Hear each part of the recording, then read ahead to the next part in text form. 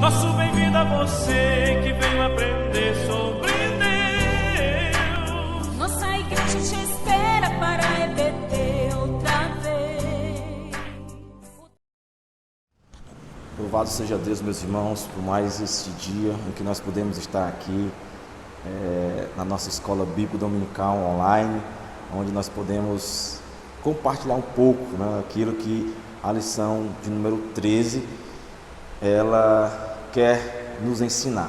Eu quero convidar você a fazer uma breve oração para nós iniciarmos esta escola bíblica. Louvado seja Deus. Senhor Deus eterno, nesse momento, Pai, queremos agradecer ao Senhor por essa oportunidade de podermos estar aqui, Senhor, na escola bíblica. Ó Deus eterno, que o Senhor possa abençoar e nos trazer grandes conhecimentos sobre a Tua Palavra. Pai Santo, Pai querido, em nome de Jesus, abençoa a minha vida, abençoa os meus irmãos que estão em suas casas.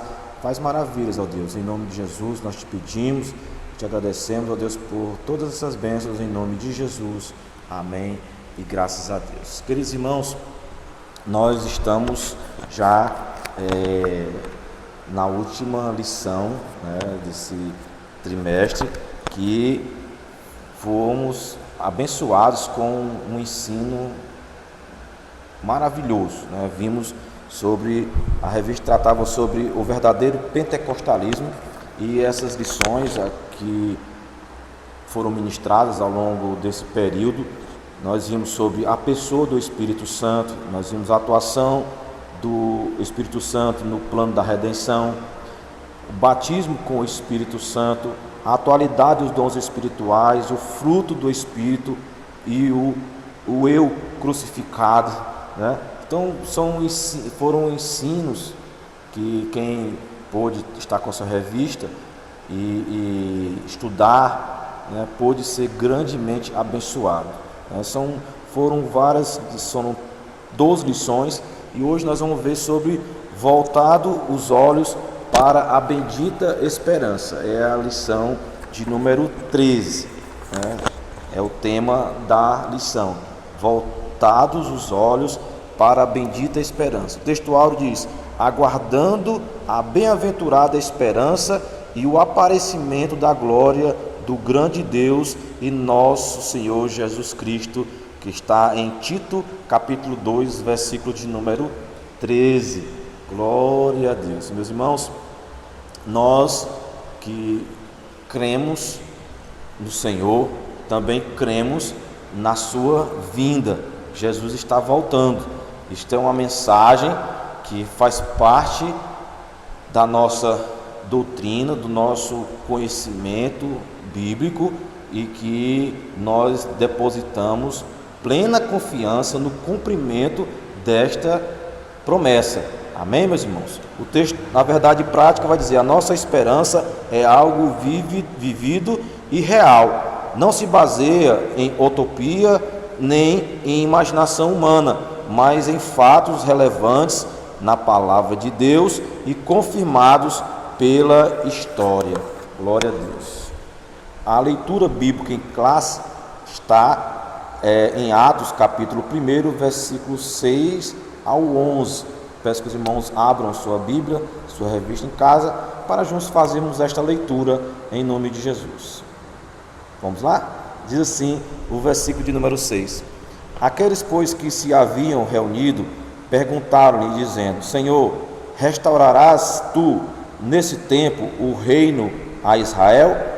Disse-lhes: não vos pertence saber os tempos ou as estações que o Pai estabeleceu pelo seu próprio poder, mas recebereis a virtude do Espírito Santo, que há de vir sobre vós, e ser-me-eis testemunhas, tanto em Jerusalém, como em toda a Judéia e Samaria, e até aos confins da terra.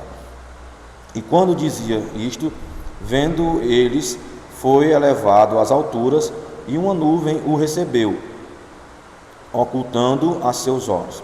E estando os olhos fixos no céu, enquanto ele subia, eis que junto deles se puseram 2 varões vestidos de branco, os quais lhe disseram: varões galileus, por que estáis olhando para o céu? Esse Jesus, que dentre vós foi recebido em cima no céu, há de vir assim como para o céu o viste ir. Aleluia! Então,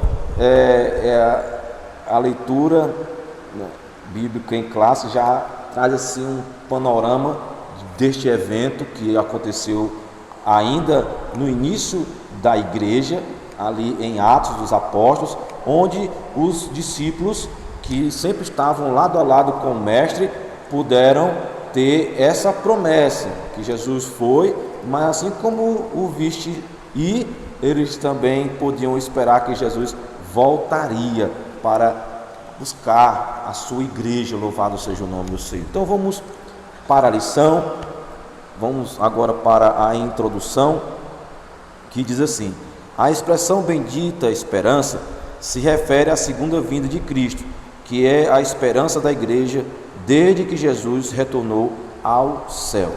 Então, essa promessa, ela foi feita há mais de 2000 anos atrás, e a igreja, ao longo do tempo, ela vem passando e vencendo. A Bíblia diz que as portas do inferno não prevalecerão contra a igreja do Senhor.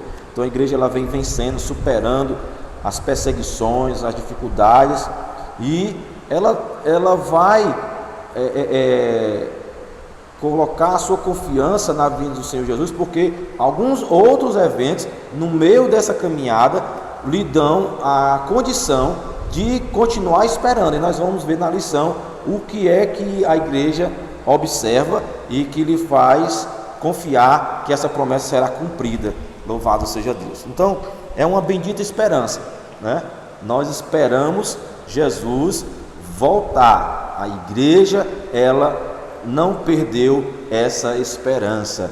Glória a Deus. Então vamos para o primeiro ponto, né? Esse ponto ele é dividido em 3 subpontos, e nós vamos então ver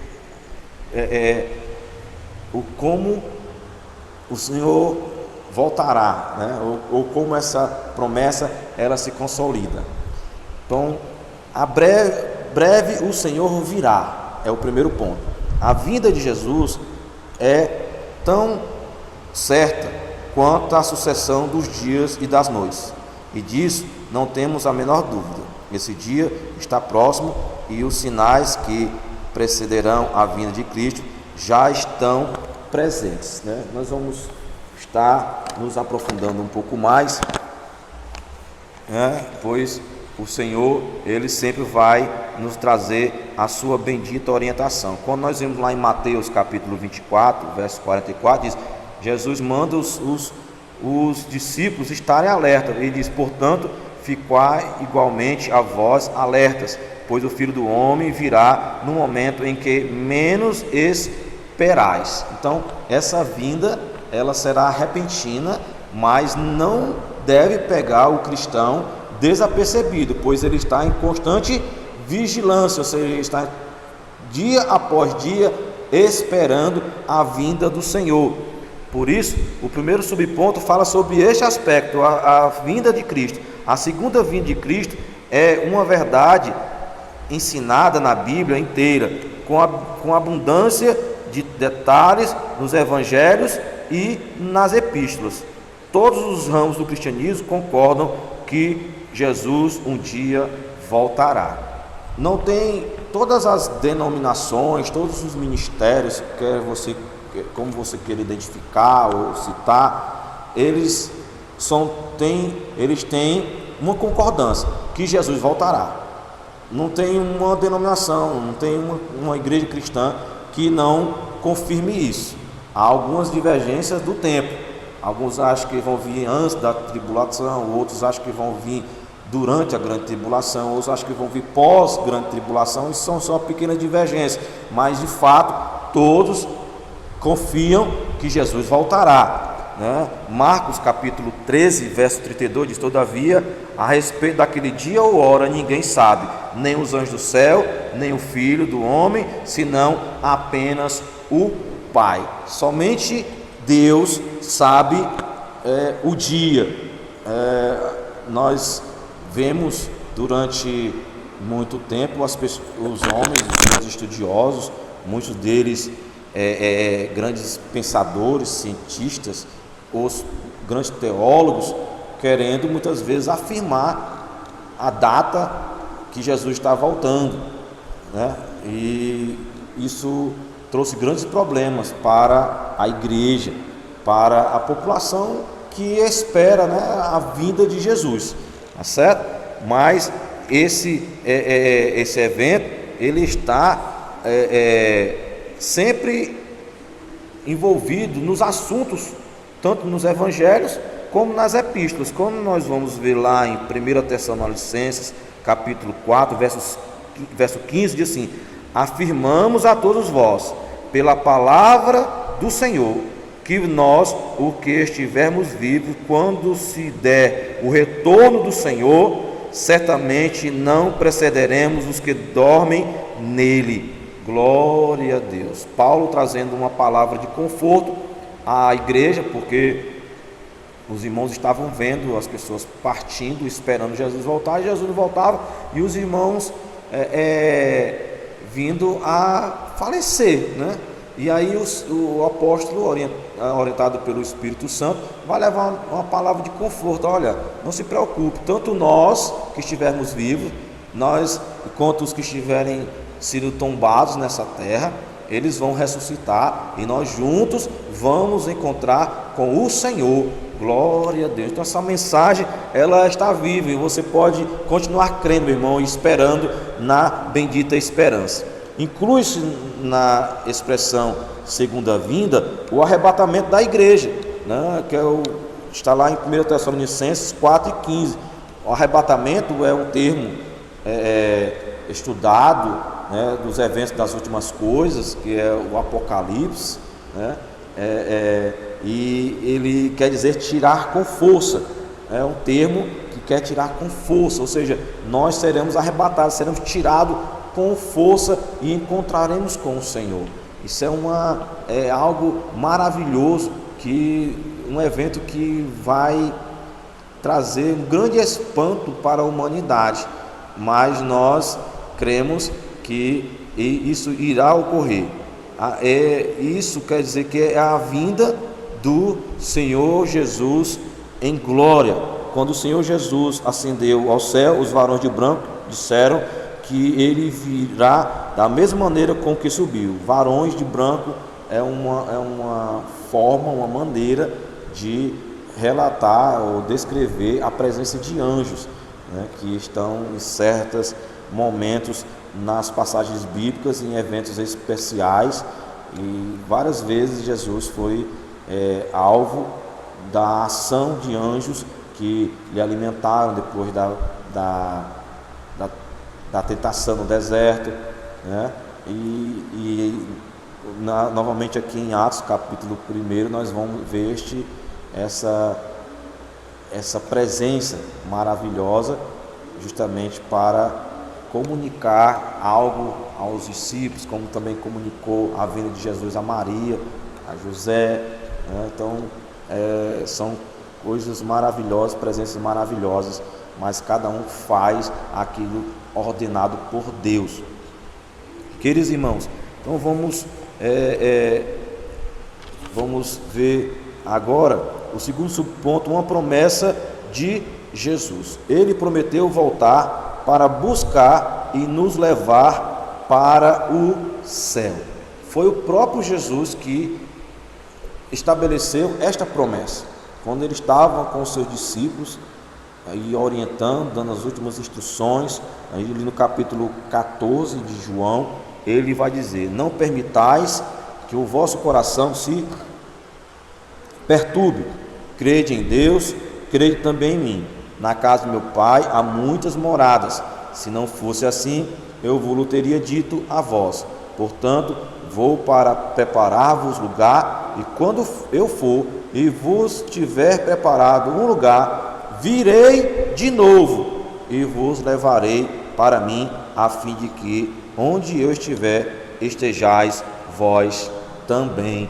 Glória a Deus. Então, uma promessa que o próprio Senhor Jesus deixou aos seus discípulos, para que eles entendessem que eles não estariam só. Na continuação, ele vai enviar o Consolador, né, para que esteja com eles até a consumação dos séculos. Mas o fato é que Jesus prometeu que voltaria, e o Senhor não é homem para que minta, nem que se arrependa, né? Ele promete, ele cumprirá. Tantas promessas existem na Bíblia que já foram cumpridas, outras estão para se cumprir, e isso nos dá essa segurança. Glória a Deus, meus irmãos. Então, quando nós vemos lá em João capítulo 18, versículo 36, ele diz: meu reino não é deste mundo, porque nós vamos perceber que houve uma preocupação dos discípulos no estabelecimento do reino de Deus, já na época que eles estavam ali, só que eles queriam um governo político, como era o governo estabelecido por Davi. Mas o Senhor, ele deixa claro: o meu reino não é desse mundo, né? Ele trará o seu reino e estabelecerá o domínio sobre todas as situações, sobre todos os tempos, porque ele é Deus e é todo poderoso. Tá certo? A continuação da leitura diz: mas parece que antes do Pentecoste, os discípulos ainda tinham uma compreensão exata da vinda, pelo qual se pode observar na pergunta dos discípulos, né? Eles não tinham essa compreensão, e aí eles perguntam: Senhor, restaurarás tu nesse tempo o reino de Israel? Talvez estivesse ainda pensando no reino físico político que eu já mencionei anteriormente. Então, meus irmãos, nós devemos estar confiando que o Senhor, ele voltará para buscar a sua igreja. Foi ele que prometeu. Quando chegamos no capítulo 24 de Mateus, versículo 36, o Senhor diz: entretanto, a respeito daquele dia e hora ninguém sabe, nem os anjos do céu, nem o Filho, senão exclusivamente o Pai. Então, vamos continuar esperando o cumprimento desta promessa. E, concluindo esse primeiro ponto, o subponto 3 fala sobre o dia se aproxima. Cada dia que se passa, a volta de Jesus, ela está mais próxima. Por isso não podemos desfalecer, por isso nós não devemos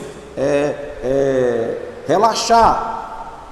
A Bíblia narra lá em Mateus capítulo 25, as 10 virgens, né, a parábola das 10 virgens, menciona que 5 delas descansaram, deixaram suas vasilhas secarem ou ficarem insuficientes, o óleo que havia nelas, esperando o noivo. Mas as prudentes, elas estavam constantemente preparadas e com reservas. E quando o noivo chegou, as prudentes entraram e as nécias ficaram de fora. Aí eu lhe pergunto: qual grupo você quer ficar? Das que estão investindo tempo, fé e atitude, né, para alcançar a bendita esperança? Ou você vai ficar pelo caminho depois de tudo que você já investiu de tempo em oração, consagração, aí agora fica num tempo de acomodação, de maneira que não alcançará essa bendita esperança? Eu lhe aconselho a despertar enquanto é tempo, porque o dia se aproxima. Nós vamos ver lá na metade da leitura para frente, diz: os principais são a efusão do Espírito, uma promessa para os últimos dias. Ou seja, uma das promessas que sinalizam a vinda de Jesus é justamente o derramamento do Espírito Santo, né? Ele foi derramado, e a Bíblia diz que ele veio e estavam todos reunidos no mesmo local, e quando de repente foi visto como línguas repartidas como de fogo sobre suas cabeças, e ali eles foram batizados e cheios do Espírito Santo de Deus, né? A palavra de Deus, ela é a mesma, né? Vamos ver essa passagem lá em Atos dos Apóstolos. Essa palavra, ela se cumpriu, né? A promessa de Joel, e ela se cumpriu na vida dos discípulos. Vamos aqui buscar aqui em capítulo 2 de Atos. Diz assim: cumprindo-se o dia de Pentecostes, estavam todos reunidos no mesmo lugar, e de repente veio do céu com um som, como de um vento veemente e impetuoso, e encheu toda a casa em que estavam assentados. E foram vistos por eles línguas repartidas como de fogo, as quais pousaram sobre cada um deles. E todos foram cheios do Espírito Santo e começaram a falar em outras línguas, que conforme o Espírito Santo lhes concedia que falasse. E aí o apóstolo Pedro, ele vai fazer um discurso e explicando o que estava acontecendo. Ele, lá no versículo de número 14, ele diz assim: Pedro, porém, pondo-se em pé com os 11, levantou a voz e disse: varões judeus e todos os que habitais em Jerusalém, seja isto notório e escutai as minhas palavras. Estes homens não estão embriagados, como vós pensais, sendo esta a terceira hora do dia. Mas isto é o que foi dito pelo profeta Joel: e nos últimos dias acontecerá, diz Deus, que do meu Espírito derramarei sobre toda a carne.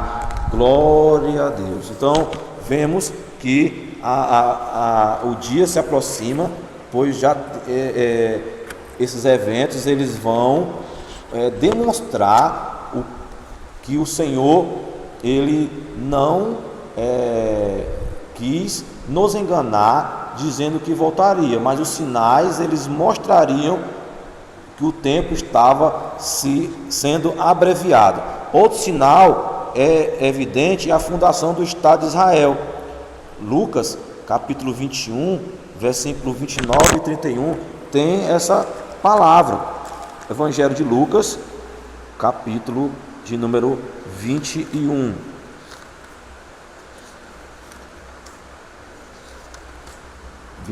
Versículo 29, diz assim: e disse-lhe uma parábola: olhai para a figueira e para todas as árvores, quando já começarem a brotar, vós sabeis por vós mesmos, vendo-as, que perto está já o verão. Assim também vós, quando virdes acontecer estas coisas, saber que o reino de Deus está próximo. Então, o ressurgimento de Israel como Estado, hoje a bandeira está lá tremulando no mastro, mostrando que ali está o povo de Israel, é um grande sinal da aproximação da vinda do Senhor. Isso aconteceu em 1948, e o voto de Minerva, o último voto para reconhecer, foi de um brasileiro, e ali o Estado de Israel foi reconhecido, e nós estamos vendo que essa vinda do Senhor está cada vez mais próxima. Então imagine você, muitos de nós não eram nem nascidos, 1948, mais um sinal. Outros sinais já surgiram diante da terra, promessas estão se cumprindo a cada dia,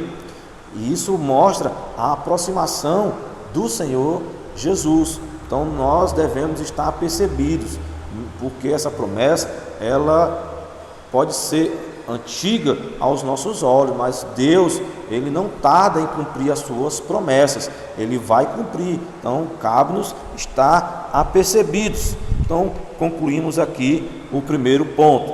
Vamos então para o segundo ponto, que é a necessidade de vigilância.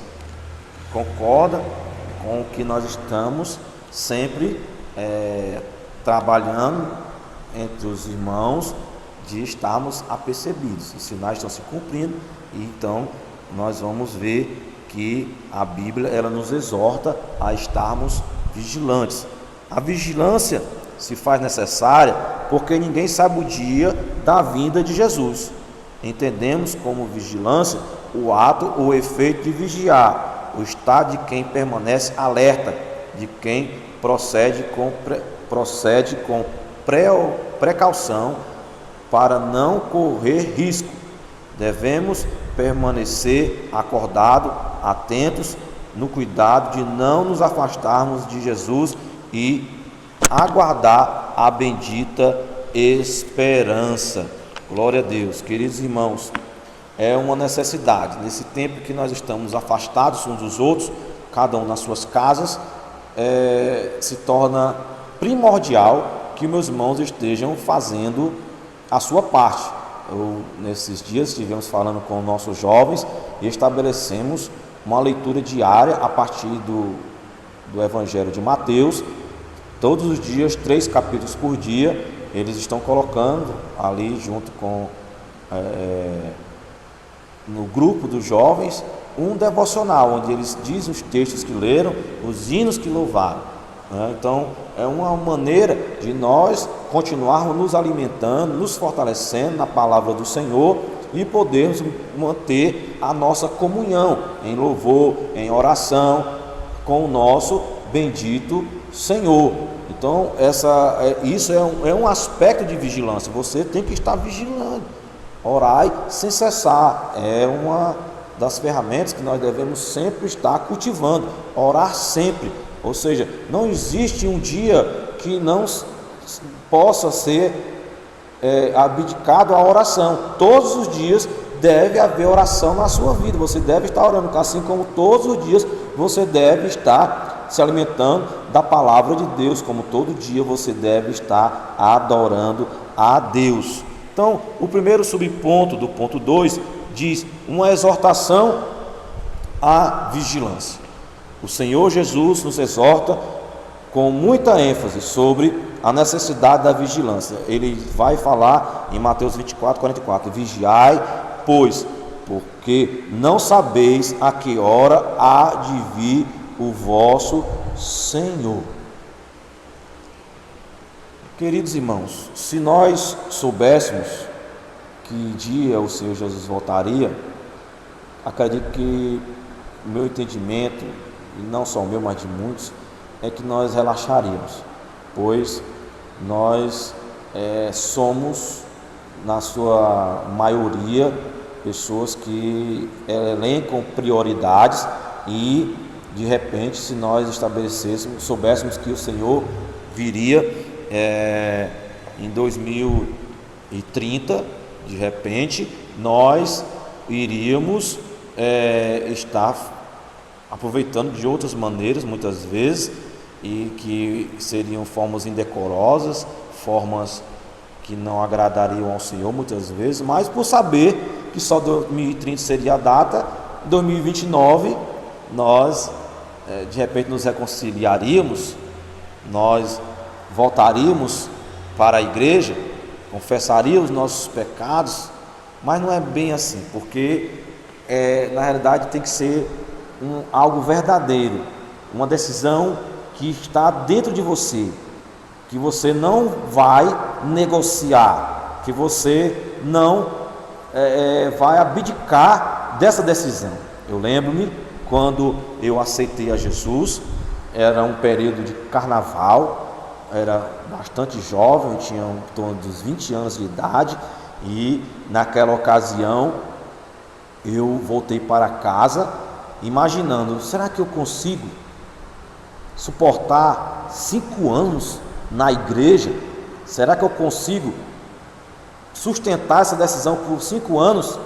Mas ao mesmo tempo eu respondi dentro do meu coração, uma vez que eu aceitei a Jesus, é para nunca mais voltar, louvado seja o nome do Senhor. Então já passaram-se 26 anos para a glória de Deus. Estamos aqui servindo ao Senhor com muita alegria e disposição, esperando Jesus voltar, vigilantes, glória a Deus. A razão disso é porque ninguém sabe quando vai acontecer. Se não sei quando é que vai acontecer, eu não vou relaxar, eu vou estar vigiando constantemente, né? Todo o tempo eu vou estar com a minha fé em exercício contínuo, esperando o Senhor. Lá em Mateus capítulo 26, verso 41, diz da seguinte maneira: vigiai e orai, Opa! Antes de orar, você precisa estar vigiando. É o que o texto está dizendo. Vigiai e orai. Não adianta só orar se você não vigia. Eu vou orar para Deus me perdoar os pecados, mas continua pecando. Eu vou orar para Deus me livrar dos meus erros e continua errando. Não, vigiai primeiro. Vigiai e orai para não cair em tentação. Tá certo? Então, esteja vigilante sempre. Tá certo? É uma exortação, é uma vida sempre de renúncia, de entrega, de estar alerta, podemos dizer assim, né? O vigilante, ele fica esperando o mal vir de todos os lados. Ele não tem bola de cristal para imaginar que alguém está vindo contra ele do lado esquerdo, do lado direito, né? Sua frente ou na sua retaguarda. Não, ele está atento ao ambiente em que ele está, pois ele está guardando uma residência, está guardando um órgão, né? Ele está ali vigiando constantemente. E o crente, ele tem que estar vigiando, porque ele não sabe de onde virá as perseguições, de onde virá as lutas, né? Ele tem que estar atento. Mateus capítulo 24, verso 42 diz: por isso vigiai, porquanto não sabeis em que dia virá o vosso Senhor. São vários textos que vão trazer essa orientação de estar vigiando, tá certo? Também, queridos irmãos, nós temos que estar atento aos alarmes falsos. Recentemente nós vimos, né, alguém dizer que um cavalo amarelo iria surgir e haveria muitos acidentes, muitas mortes. São verdadeiros enganadores que surgem e surgiram durante toda a história da igreja.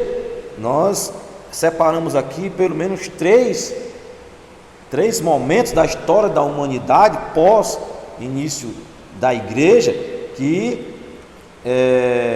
de homens que sustentaram datas de que Jesus voltaria. Os discípulos, eles esperavam Jesus voltar nos seus dias, mas não tinham uma data. Eles não podiam estabelecer, mas eles esperavam. E esse é o nosso papel, estar esperando constantemente a vinda do Senhor.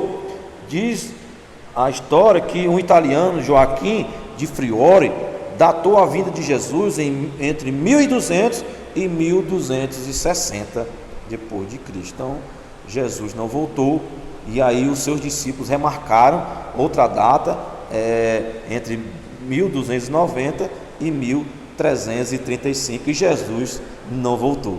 Nós estamos aguardando, né? Os estudiosos dizem que Martinho Lutero acreditava que o mundo acabaria em 1600. Martinho Lutero, um grande conhecedor, o líder da reforma protestante, ele tinha essa expectativa. Ele não estabeleceu uma data, mas ele acreditava que em 1600 o mundo acabaria, ou seja, Jesus voltaria, tá certo? Também Haroldo de Camping citou que Jesus voltaria em 21 de maio de 2011, ou seja, bem recente. Alguém já também caiu, né, nessa tentação de estabelecer uma data, e muitos ficam atemorizados. Lembro-me que, acredito, nos anos 90, estava em minha residência assistindo um programa do Fantástico na época, e nos Estados Unidos um líder religioso, esperando Jesus voltar, eles acreditavam que quando o cometa Halley passasse, eles seriam levados. Para isso, ele colocou na cabeça dos membros que todos se envenenassem, para que seus espíritos estivessem prontos e serem levados com aquela passagem. Então, veja que existem muitos enganadores. Quando o cometa Halley passou e as pessoas foram a óbito.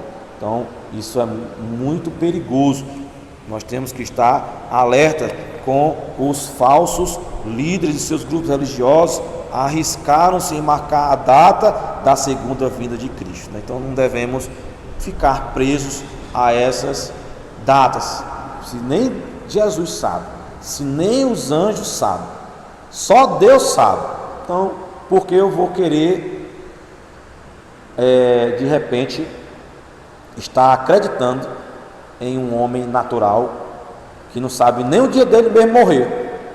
Então, não merece o mínimo de crédito da minha parte, e eu lhe oriento a também não dar crédito a essas falsas mensagens, meus queridos. Então, concluímos aqui a necessidade de vigilância, que era o segundo ponto para a glória de Deus. Espero que os irmãos estejam entendendo, estejam sendo abençoados com essa simples exposição da lição de número 13, que tem como título A Bendita Esperança. Que os irmãos possam estar sendo abençoados em seus lares e sendo fortalecidos na esperança de que Jesus voltará. Glória a Deus. Então vamos para o terceiro e último ponto, que tem como assunto vivendo com fidelidade. Queridos, se Jesus prometeu que ia voltar, e nós temos que estar em vigilância, dentro dessa vigilância existe também a necessidade de sermos fiéis. A fidelidade é algo que deve acompanhar a nossa caminhada cristã. Vivendo com fidelidade é adotar um estilo de vida cristão. O cristão, ele se auto-identifica, se posiciona e vive de maneira fiel. Eu lembro uma ocasião, eu estava em Aracaju, e eu estava procurando um órgão lá em Aracaju, e eu fui quase que jogado naquela cidade. Peguei um voo, desci naquela cidade, peguei um táxi, fui para a capital, e ali eu tinha que procurar aquele órgão e saí perguntando. Encontrei um irmão vigilante, que eu nunca esqueci o nome dele era Fiel. Eu nunca vou esquecer teu nome. O nome desse faz parte da nossa, daquilo que acreditamos. Então aquele irmão me orientou: você vá naquela rua, e me deu mais ou menos uma orientação, e eu encontrei o que eu estava procurando, e eu tive uma fiel informação. Amém, meus irmãos? Glória a Deus. Então, a definição de fidelidade: fidelidade é a qualidade de ser cheio de fé, característica do que é fiel, leal. Os termos fidelidade, verdade, lealdade pertencem ao mesmo campo semântico da Bíblia. Quando nós lemos lá em Jeremias 42, verso 5, diz: seja o Senhor entre nós testemunha da verdade e fidelidade. Glória a Deus. Nós devemos, meus queridos irmãos, ter uma vida tão clara que as pessoas confiam em nós. Será que você é digno de confiança do seu patrão?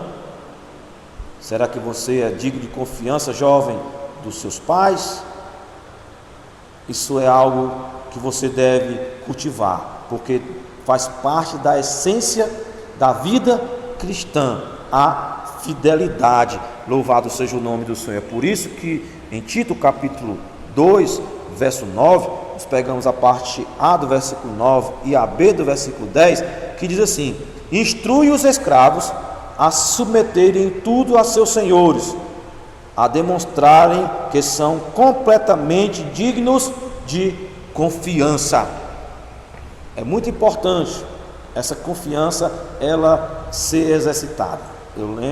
Muitas vezes eu tive que viajar, e o norte e nordeste eu visitei, e minha esposa ficava em casa, mas ela sempre dizia assim: olha, eu confio que Humberto é fiel, porque primeiro ele crê em Jesus.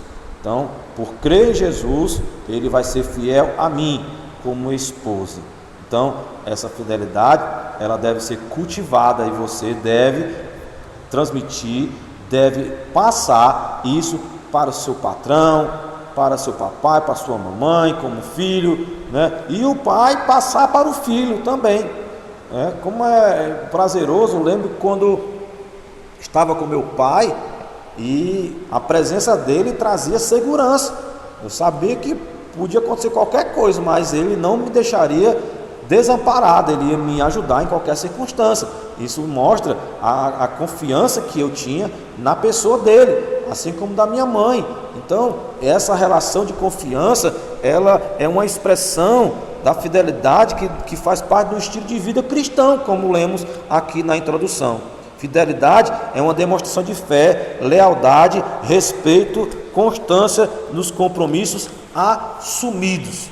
Compromissos assumidos. Eu lembro que irmão Neemias, ali em Granja, Portugal, ele é professor da Sala de Novos Convertidos. Na época eu já estava ministrando, eu já estava liderando, já tinha passado algum tempo na igreja de Granja, Portugal. E um dia o irmão Neemias pediu para que eu trouxesse o rodízio dos trabalhos que eram entregues lá na sede da nossa IEDATC, né? Nossa Igreja Assembleia de Deus, Templo Central, né? E ali eu peguei aquele material e no dia certo, na hora, no período da tarde, cheguei na casa dele, entreguei, e ele ficou assim: bom, Humberto, você é um homem de palavra, você disse e você cumpriu, são poucos os que fazem assim.